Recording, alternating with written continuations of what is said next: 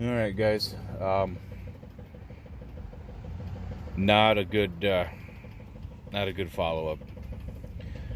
Well, we had the fuel pump hooked up. Truck's running. Ain't so great. Let me go hit the key. I'll explain it. Actually, I won't have to explain it. You can hear it. I hung the exhaust. We got bad news bears.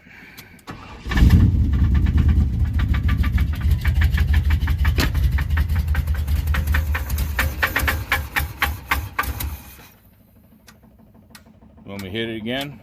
Sure. I'm sure you heard it.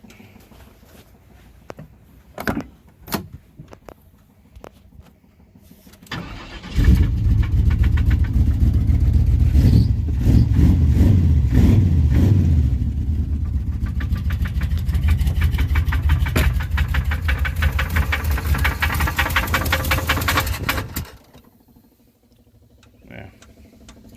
I ain't gonna beat it up any more than that. You hear it.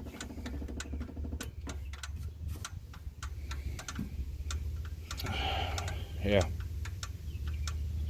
So, I don't know what you can hear on the video, but I can tell you it is not a collapsed lifter. It's not a bent push rod.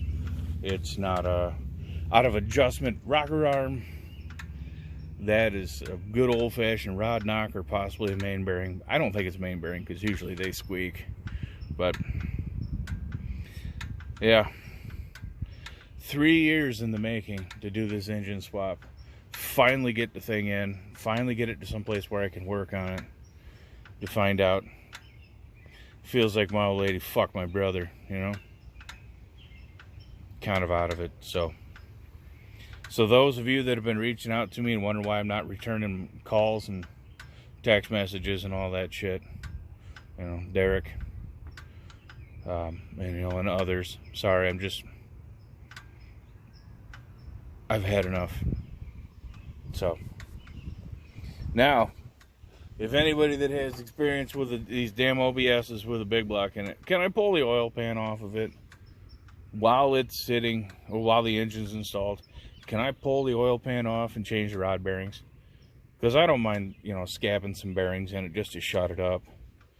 I mean, it doesn't have to make it that long or that far, but I mean, I want to drive it for, you know, a couple of months before I finally pay off the big block or the 489 build. But if anybody has any experience with these things, please let me know. Just very depressed right now. So I'll see you in the next one, guys.